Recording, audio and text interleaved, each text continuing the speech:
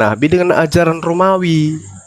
Sehingga Anda belepotan satu Tuhan. Tapi yang Anda jelaskan tiga Tuhan. Dengarkan dulu, sabar. Oke, silakan. Ketika para nabi datang kepada Bani Israel itu tak ada yang taat kepada mereka. Sehingga Tuhan mengutuk. Yeremia 9 nomor 11. Aku akan membuat Yerusalem menjadi timbunan puing, tempat persembunyian serigala-serigala. Aku akan membuat kota-kota Yehuda menjadi sunyi sepi, tidak berpenduduk lagi. 1. Kemudian dalam Yehezkiel 33 nomor 28, tanah ini akan kubuat musnah dan sunyi sepi, dan kecongkakannya yang ditimbulkan kekuatannya akan berakhir. Gunung-gunung Israel akan menjadi sunyi sepi, sehingga tidak seorang pun berani melintasinya. Yesaya 60 data nomor 1 sampai nomor 22, itu jelas sekali bagaimana Tuhan murka dan akan menjadikan Yerusalem itu sebagai kota yang sunyi sepi. Lalu kemudian Yeremia 4 nomor 7, singa telah bangkit dari belukar, pemusnah bangsa-bangsa telah berangkat, telah keluar dari tempatnya untuk membuat negerimu menjadi negeri tandus. Kota-kotamu akan dijadikan puing, tidak ada yang mendiaminya.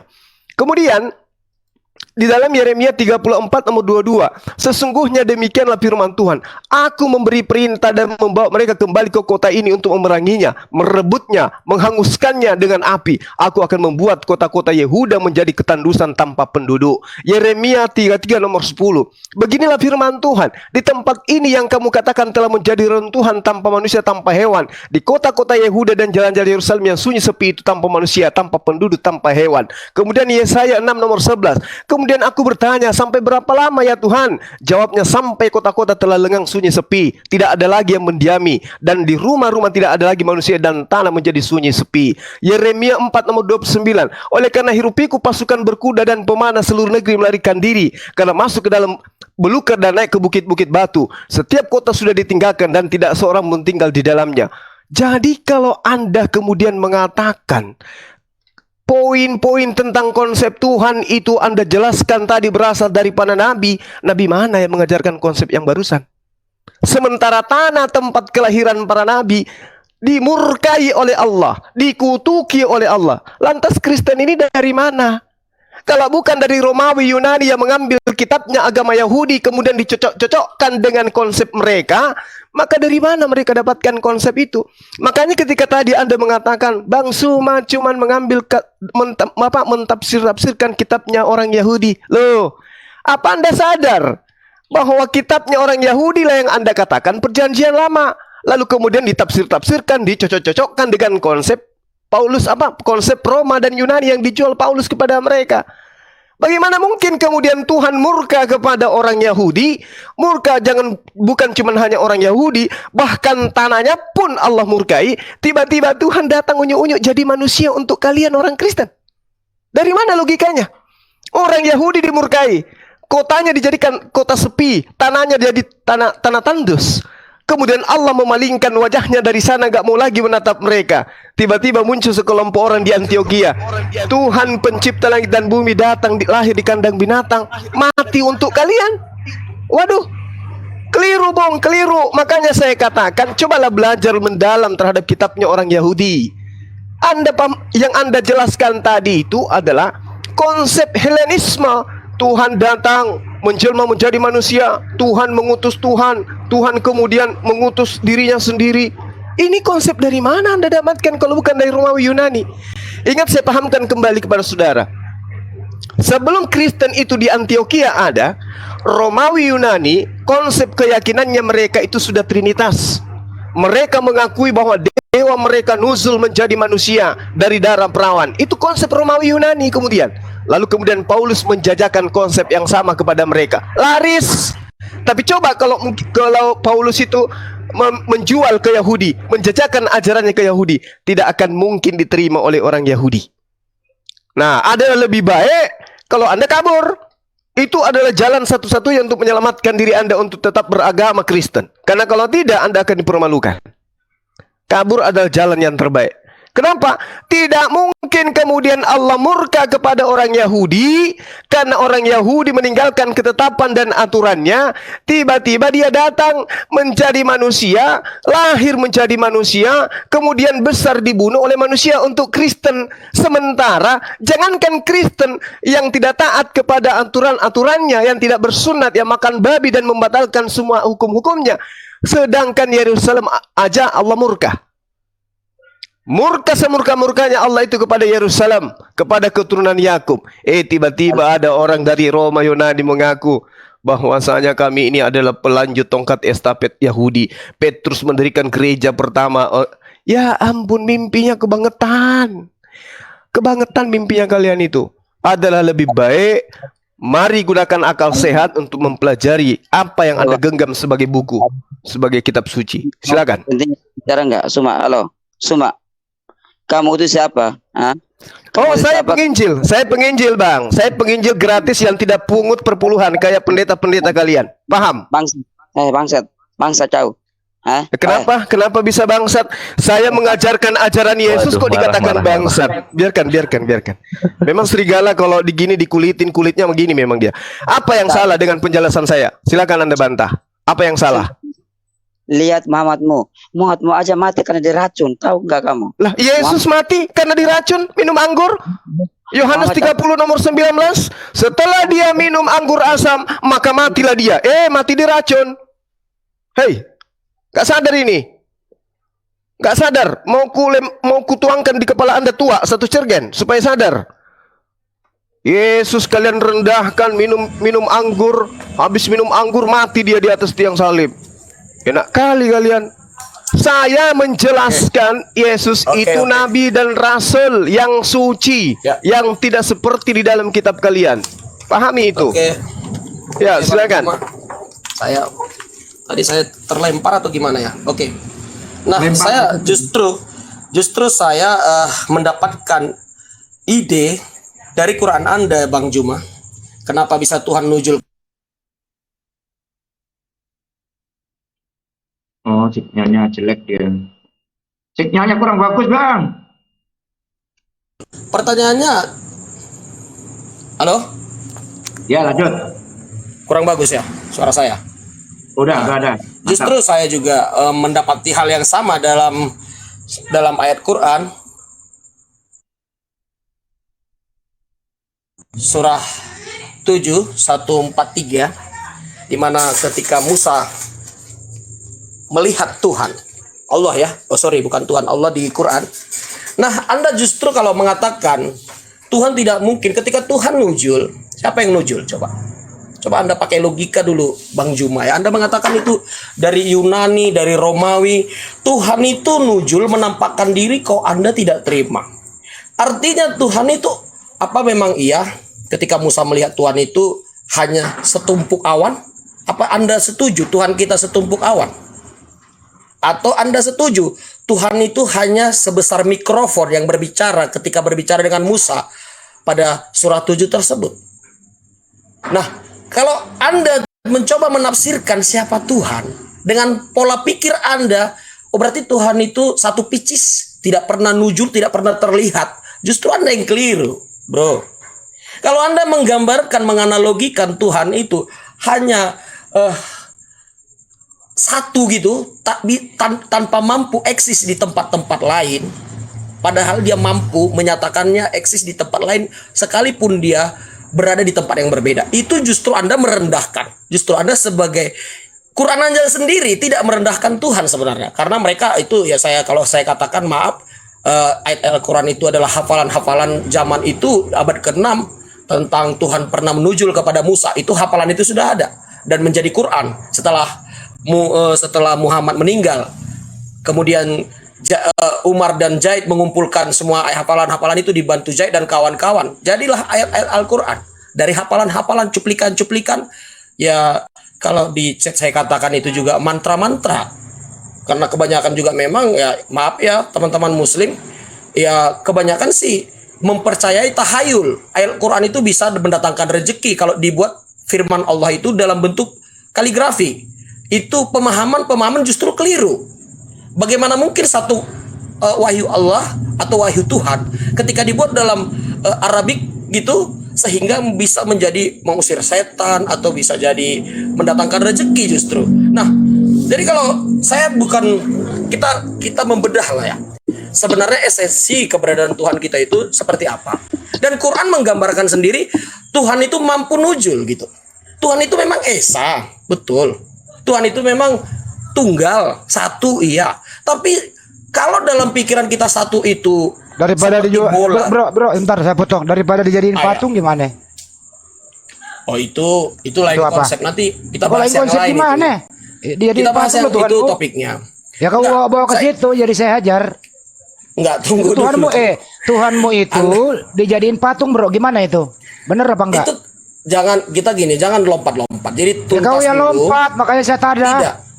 Tuntas dulu tadi tentang yang Bang Juma katakan. Ya udah jangan bahwasannya kemana-mana makanya kalau kita ngomong. dari Romawi tentang bahwasannya Tuhan itu mampu nujul mengutus dirinya sendiri ke bumi. Justru Quran itu mengklarifikasi itu benar-benar terjadi kepada Musa.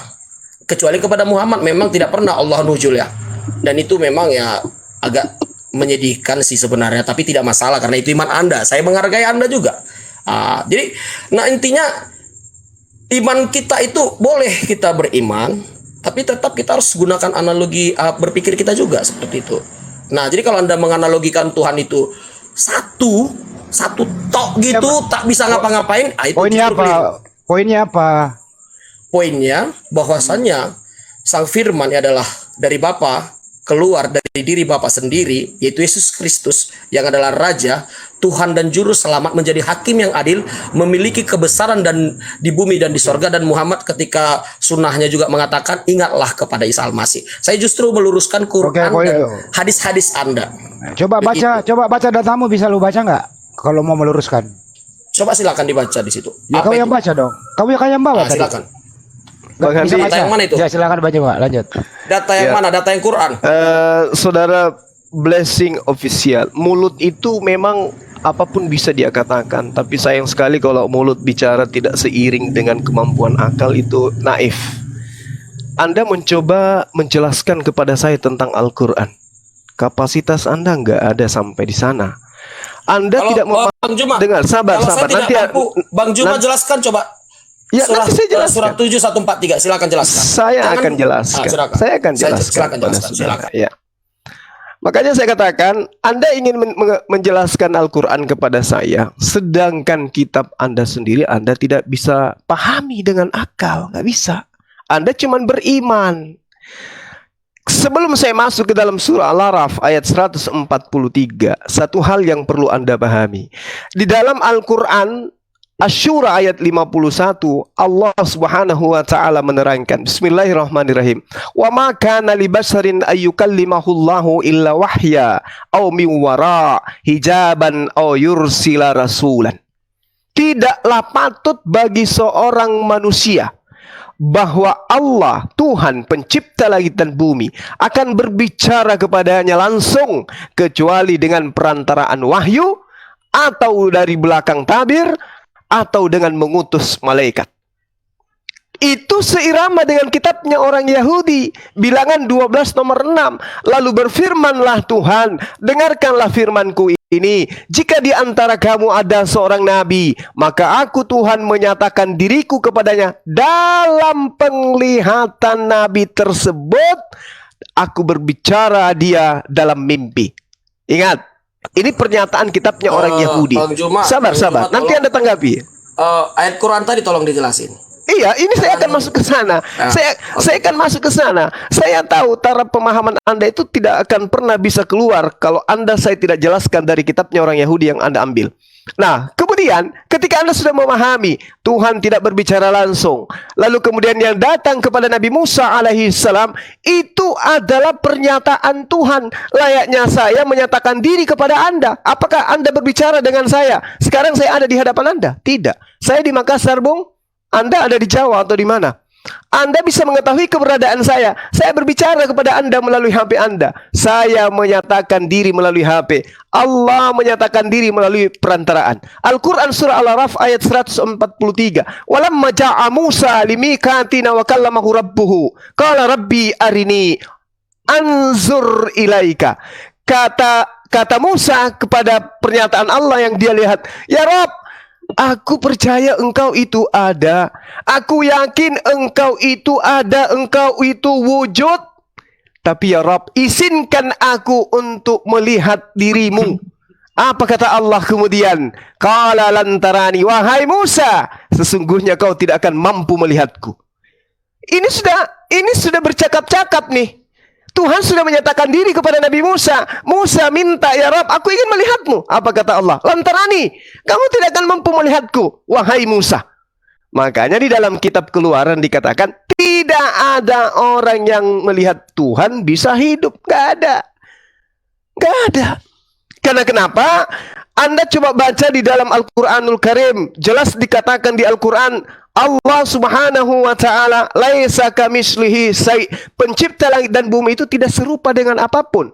Kalau Anda tidak percaya ini, baca kitabnya Yahudi, 2 Samuel 7 nomor 22, 1 Tawarik 17 nomor 20, Yeremia 10 nomor 6. Semua dikatakan dengan jelas, Tuhan tidak sama dengan apapun. Laisa kamislihi syai'. Sabar. Laisa kamislihi syai'. 1 Tawarik 17 nomor 20, laisa kamislihi syai'. Tidak ada yang serupa dengan Tuhan. Camkan itu dulu. Kalau tidak ada yang serupa dengan Tuhan, berarti tidak ada kemudian makhluk yang bisa diserupakan dengan Tuhan. Nah, dari mana Yesus ini bisa jadi Tuhan? Sementara Tuhan mengatakan dirinya, tidak ada yang sama seperti aku. Yesus sama seperti saya. Yesus sama seperti Anda, manusia. Dan Anda boleh lihat di dalam 1 Yohanes 3 nomor 2. Yesus akan datang. Kita akan melihat Yesus dalam keadaannya yang sebenarnya. Kita akan sama seperti Yesus. Sebab kita akan melihat dia dalam keadaannya yang sebenarnya. Berarti Yesus sama dengan kita. Sementara Tuhan tidak sama dengan apapun. Baca 1 Tawarik 17 nomor 20, 2 Samuel 7 nomor 22, Yeremia 10 nomor 6. Oke, silakan. Oke. Udah, kita bergantian aja Bang Juma ya. Anda tadi menjelaskan surah 7 143, tapi di situ jelas-jelas bahwasannya Allah itu bisa berkomunikasi dengan Musa. Setuju? Dan Anda setuju ya? Dan di surah 28 ayat 30 langsung juga suara itu dan dalam bentuk api di semak-semak itu juga copy paste-nya di kitab Taurat ada yang sama seperti itu kisahnya. Dalam surah 28 30 itu langsung Tuhan berbicara juga dengan Musa langsung. Ya Tuhanku, langsung ada komunikasi dua arah di sana. Nah, kalau Anda melihat ini, memang ada beberapa di ayat Alkitab mengatakan Tuhan itu tidak pernah disamakan. Yes, betul. Tapi bukan berarti tidak bisa disamakan dengan apapun. Bukan berarti Tuhan itu sama sekali tidak boleh sama sekali ada kesamaan untuk memahami kita. Bagaimana kita mengetahui? Kata siapa, Bung? Kata siapa, Bung? Ada kesamaan. Kata siapa? Ya, itu tadi kan ada suara manusia dengan Tuhan. Musa di surat 28 ayat 30 juga ada. Saya berkata, Bung, saya berkata dari pasar. Apakah saya pasar? Bukan masalah pasar. Maksudnya ada kesamaan. Tuhan berkata dari pohon.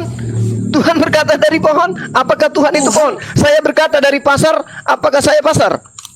Mau artinya seperti ini, dengar ya. Ketika ada suara saja di bumi, silakan. Saya mau tanya, ketika ada suara di bumi berbicara kepada nabinya Musa, saya mau tanya, saya mau artinya membuka pikiran Anda, ketika Tuhan berusaha menampakkan dirinya, menyampaikan isi hatinya kepada manusia lewat nabinya, pertanyaan saya, apakah Tuhan itu sekecil suara itu? Kan tidak. Tuhan itu kan besar sih sebenarnya. Kita bahkan nggak tahu menjangkau dia. Tapi dia menyatakan dirinya dalam suara. Nah, suara itu kan seakan-akan kan ciptaan. Tapi kenapa Musa menampakkan diri kepada kenapa Tuhan menampakkan diri kepada Musa? Karena dengan begitulah supaya manusia mengetahui isi hati Tuhan. Nah, itulah yang terjadi. Tunggu dulu. Tuhan tidak menampakkan diri, Bung. Tuhan menyatakan diri, bukan menampakkan diri, menyatakan diri. Oh, nggak bisa. Sekarang siapa? Saya menyatakan diri kepada Anda. Dengarkan, saya menyatakan diri kepada Anda melalui HP. Saya tidak menampakkan diri kepada Anda. Paham? Menampakkan diri, Anda menampakkan diri kepada saya tapi kalau dengan alat elektronik, kita kan alat elektronik. Zaman itu dilihat dengan mata, bro. Anda baca ayat Anda. Inilah yang diterangkan. Inilah yang Anda baca. diterangkan Al-Quran surah Asy-Syura ayat 51. Wa maka nalibasarin ayyukallimahullah. Tidak pantas bagi manusia kemudian bahwa Allah akan berbicara kepadanya langsung, kecuali seperti yang terjadi terhadap Musa. Apa itu? Perantaraan wahyu dari belakang tabir atau mengutus malaikat. Jadi yang terjadi terhadap Musa itu sudah diterangkan dalam Al-Quran. Makanya Tuhan mengatakan kepada Musa, lantarani, wahai Musa, kau tidak bisa melihatku. Berarti Tuhan hanya menyatakan diri kepada Musa melalui perantaraan suara. Belum paham juga? Masya Allah, Sekarang kan astagfirullahaladzim. gini, itu di surah 7 143, Tuhan bahkan yang sama dengan ayat itu dalam kitab kami Keluaran, Tuhan menampakkan punggungnya di situ.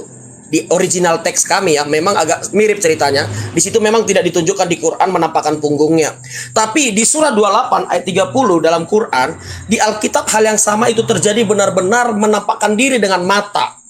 Ada melihat api, bukan hanya suara ya, melihat api, kemudian ada suara, ada satu cahaya di sana. Itu penampakan Tuhan atau manifestasi. Kalau Anda menolak itu, Anda menolak membohongi Quran Anda sendiri. Sama aja Anda menginjak-injak Quran. Kalau Anda mengatakan Tuhan tidak mampu menyatakan dirinya eksis kepada nabinya, Anda sama dengan membohongi diri Anda dan terutama menginjak-injak Quran Anda sendiri. Saya sudah Itu mengatakan Tuhan menyatakan diri, Bung. Tuhan sudah menyatakan diri kepada Nabi bahkan Musa. menampakkan diri. Quran Anda mengatakan lihat ada api, ada mata di sana. Lihat ada api. Siapa yang dilihat di sana? Siapa yang dilihat? Ya itu tadi satu penampakan kewujudan ilahi muncul dalam Jadi bentuk Tuhan- cahaya dan api. Jadi maksud Anda itu Tuhan itu bentuknya seperti api gitu?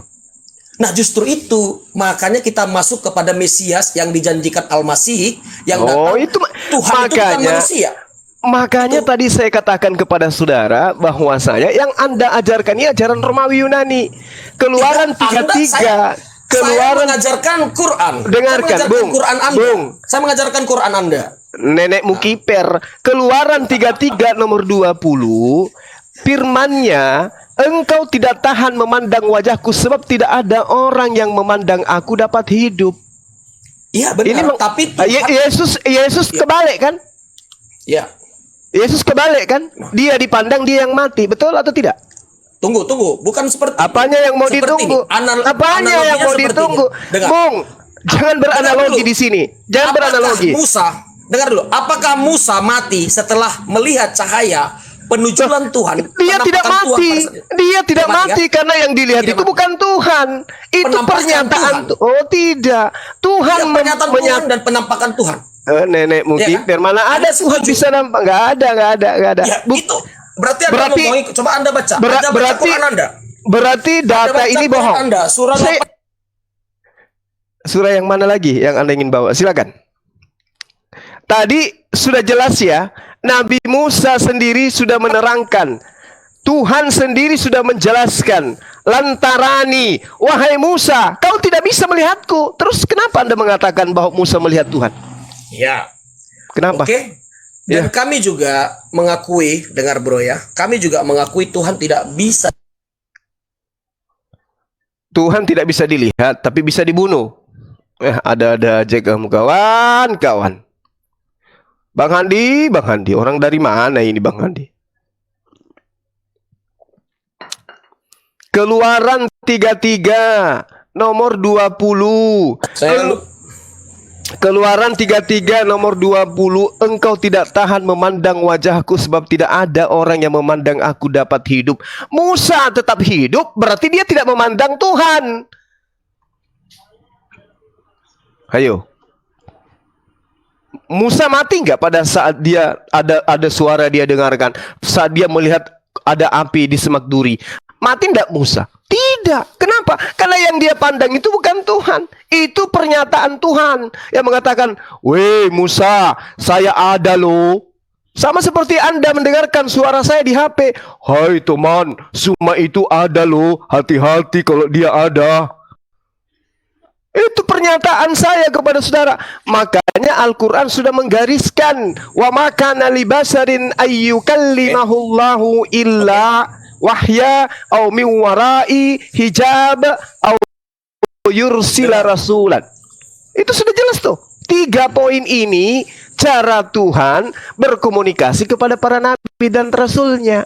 Termasuk kepada Musa, termasuk kepada Abraham. Begitu juga kepada Nabi Isa alaihissalam. Bang, Gitu bang. Bung Jangan Juma, kau katakan Tuhan yang datang. Anda tenang saja. Anda tenang saja, santai Tenang saja. aja saja, gue tanya lu dari tadi gak bisa jawab. Yohanes 4 ayat 12. Yohanes 4 ayat 12 juga mengatakan bahwasanya bahwasanya Allah itu tidak pernah melihat. Allah itu tidak pernah ada yang melihat. Tidak pernah dilihat. Tidak pernah Suaranya dilihat. pun, wajahnya pun tidak bisa kau lihat. Iya. Aduh, kamu gak bisa baca Bible juga. Nah, tunggu dulu. Nah, justru dengar ya, saya ulang ya, bahwasannya kita juga setuju Tuhan Bapa Surgawi tidak ada yang bisa melihat. Saya deal ya sampai di sini. Ya. Mungkin ayat Quran aja. Nah, berarti Anda sudah akui kan?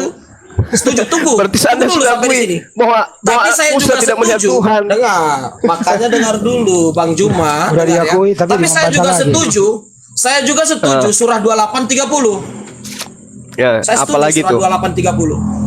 Bahwasannya Tuhan yang tidak terlihat, yang transenden, yang tidak terlihat, tidak terjangkau, tapi bisa muncul dalam imanen. Bisa menyatakan diri, memperlihatkan diri sesuai dengan surah 28:30, termasuk juga tadi surah 7:143. Itu Kan tadi- iman saya kan- itu. Iman Bung, saya sesuai. Bung, kan tadi saya sudah katakan kepada saudara, Anda tidak ada di Makassar, tapi saya bisa menyatakan diri saya kepada Anda.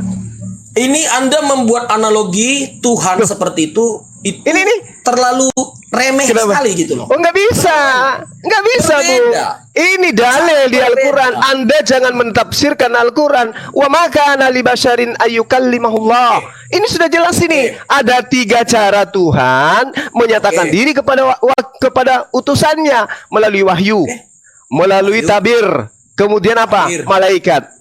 Nah, yang terjadi di dalam Al-Quran surah Al-Qasas ayat 30 yang Anda katakan falamma atahanu dia min syati, itu ketika Musa ke tempat api yang diseru dari arah pinggir sebelah kanan lembah dari sebatang pohon, wahai Musa, sungguh aku adalah Allah, Tuhan seluruh alam.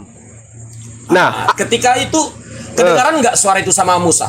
kedengaran, betul kedengaran. Nah, terus Betul. terus sekarang saya tanya, pertanyaannya- sekarang pertanyaannya, ketika Anda mendengarkan suara saya, apakah saya yang di HP itu? Ya iya Jawab dong. dulu. Siapa lagi? Anda lah ini yang bicara ini Juma ini kan. Nama Iya, Juma ditulis itu. maksud saya HP itu ada saya di situ di HP. Saya mau tanya, ketika saya mendengar Anda berbicara di sini ada berapa Juma? Cuman satu Suma. Betul. Satu Juma, tapi suara Iya. Anda ada di sini. Ya, apakah yang ada di situ adalah saya? Anda lah di sini. Mau dibawa kemana pun ini ketika saya rekam ini adalah Juma. Astagfirullahaladzim. Halo, Jadi menurut brother. Anda apa? Dengar. Apa merek HP Anda itu? Samsung. Tunggu. Dengar. Samsung. Suara Di mana Anda membeli Suma? Tunggu. Ketika suara Anda saya rekam, Konyol. dengar dulu Juma ya. Ketika Anda saya Konyol rekam di Anda sini. ini.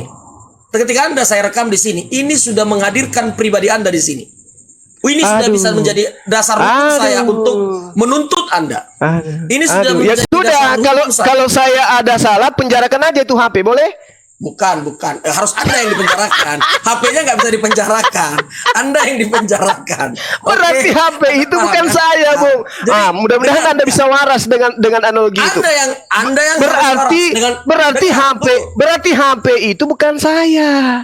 Kalau saya ini- salah, silakan Anda penjarakan HP itu, boleh nggak? Bukan HP ini yang dipenjarakan, sumbernya yang dipenjarakan. Sumber suaranya. Berarti Iya, sumber suara. berarti HP yang kau dengarkan tadi itu yang kamu rekam itu bukan saya. Selesaikan kita. Suara Anda, tapi Anda yang dipenjarakan. Loh, berarti bukan HP itu bukan saya. Suara Anda ada di sini walaupun Anda tidak Saya hadir di tanya, HP itu saya atau bukan? sini. Suara Anda bukan HP ini. HP ini milik saya. Udah selesai. Begitu. Selesai kan Betul. kita? Selesai kan? Begitulah. Anda udah paham tentang Al-Quran surah Al-Qasas ayat 30? Udah paham Memang konsep seperti Islam? itu. Justru Udah. ini mematahkan analogi Anda bahwa Alamak. Tuhan itu justru Alamak. Juma Hari ini pemahaman Anda dipatahkan dengan analogimu tentang handphone itu. Ya udah kembali ke topik, kembali ke topik. Sekarang Topik lain. ya, topiknya begini ya. Tadi nggak kurang jelas ini bahwa